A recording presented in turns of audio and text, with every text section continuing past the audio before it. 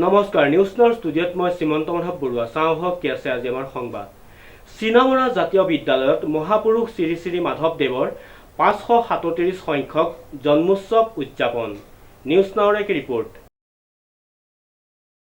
যোৰহাট চিনামৰাস্থিত চিনামৰা জাতীয় বিদ্যালয়ত ছাত্ৰ-ছাত্ৰীসকলে জাতীয় সাজপাৰ যেনে ছাত্ৰসকলে চুৰিয়া পাঞ্জাবী আৰু ডিঙিত গামোচা আৰু ছাত্ৰীসকলে চাদৰ মেখেলা আৰু ডিঙিত গামোচা পৰিধান কৰি বিদ্যালয়লৈ আহিছে কাৰণ আজি মহাপুৰুষ শ্ৰী শ্ৰী মাধৱদেৱৰ 537 সংখ্যক জন্ম উৎসৱ ছাত্ৰ-ছাত্ৰীসকলক কেৱল অ আ ক খ ABCD 1 2 বা 1 2 শিকাই আমি শিক্ষিত কৰিব নোৱাৰোঁ। আমি যাতে এটা পৰিৱেশ দিব পাৰোঁ তেওঁলোকক যাতে সকলো ধৰণৰ পৰিৱেশৰ মাজেদি যাতে আমি শিক্ষিত কৰি তুলিব পাৰোঁ তাৰ কাৰণে চিনামৰা জাতীয় বিদ্যালয়ে প্ৰয়াস কৰে আৰু সেইকাৰণে মহাপুৰুষ শ্ৰীমন্ত শংকৰদেৱ মহাপুৰুষ মাধৱদেৱ জ্যোতিপ্ৰসাদ বিষ্ণু ৰাভা ভূপেন হাজৰিকা এইসকল মহাপুৰুষক যদি আমি মনত ৰাখি ছাত্ৰ-ছাত্ৰীসকলক পৰিচয় কৰাই দিব পাৰোঁ তেতিয়াহ'লে তেওঁলোকে আচলতে সেইসকলৰ পৰা আদৰ্শ সেইসকলৰ মতাদৰ্শ গ্ৰহণ কৰি ভৱিষ্যতে আমাৰ অসমীয়া সমাজখন অধিক শক্তিশালী কৰিব আৰু আমি যদি এই শংকৰদেৱকে চিনি নাপাওঁ মাধৱদেৱকে চিনি নাপাওঁ কেৱল নামঘৰত প্ৰসাদ খোৱা দুজন গুৰু হিচাপে আমি ছাত্ৰ-ছাত্ৰীসকলক পৰিচয় কৰাই দিব বিচাৰোঁ তেতিয়াহ'লে মই ভাবোঁ আমি এই গুৰু দুজনাৰ প্ৰতি অন্যায় কৰা হ'ব। সেয়ে আজি আমাৰ অনুষ্ঠানত মুখ্য অতিথি হিচাপে উপস্থিত থাকি অসমৰ অন্যতম এজন বৰগীত বিশেষজ্ঞ তথা এজন সত্ৰীয়া সাধক তথা আজি শিক্ষাগুৰু পবিত্ৰপ্ৰাণ গোস্বামী ছাৰে আমাক যিখিনি কথা তেখেতৰ সাৰুৱা বক্তব্যৰে দিলে সেইখিনি আমি আপ্লুত হ'লোঁ আৰু ভৱিষ্যতে আমি এনেকুৱা ধৰণে ছাত্ৰ-ছাত্ৰীসকলক আৰু অধিক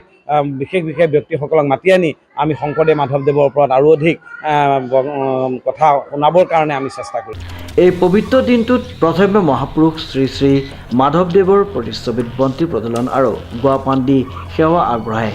অনুষ্ঠানৰ মুখ্য অতিথি ডক্টৰ পবিত্ৰপ্ৰাণ গোস্বামী আৰু অধ্যক্ষ তথা সঞ্চালক দীপজ্যোতি শৰ্মাই। ইয়াৰ পিছতে দুগৰাকী জ্যেষ্ঠ শিক্ষয়িত্ৰীয়ে বৰগীত পৰিৱেশন কৰে। কৰি থকাৰ বাবে যাতে আমাৰ ছাত্ৰ-ছাত্ৰীসকল আমাৰ জাতীয় গৌৰৱ স্বৰূপ আমাৰ ঐতিহ্য পৰম্পৰা এইবিলাক যাতে তেওঁলোকে মনত ৰাখে পাহৰি নাযায় তাৰ ব্যৱস্থা কৰিছে। আজি মাধৱদেৱৰ জয়ন্তী উপলক্ষে মোক নিমন্ত্ৰণ কৰিলে আৰু মই ছাত্ৰ-ছাত্ৰীসকলৰ আগত আচলতে ভাষণ দিয়া নাই মই তেওঁলোকৰ লগত মত বিনিময় কৰিলোঁ তেওঁলোকক সুধিলোঁ মাধৱদেৱনো কোন শংকৰদেৱ কোন তেওঁলোকে ইয়াৰ পিছতে ছাত্ৰ-ছাত্ৰীসকলে বৰগীত বক্তৃতা সত্ৰীয়া দিহানাম আদি পৰিৱেশন কৰে। অনুষ্ঠানটিত মুখ্য অতিথি হিচাপে উপস্থিত থকা যোৰহাট মহাবিদ্যালয়ৰ প্ৰাক্তন অধ্যক্ষ পবিত্ৰপ্ৰাণ গোস্বামীয়ে সাৰুৱা বক্তব্যই সকলোকে আপ্লুত কৰে। মহাপুৰুষ দুয়োজনাৰে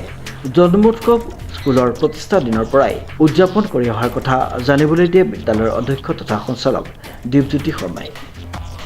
অনুপম বৰাৰ ৰিপৰ্ট নিউজ নাও।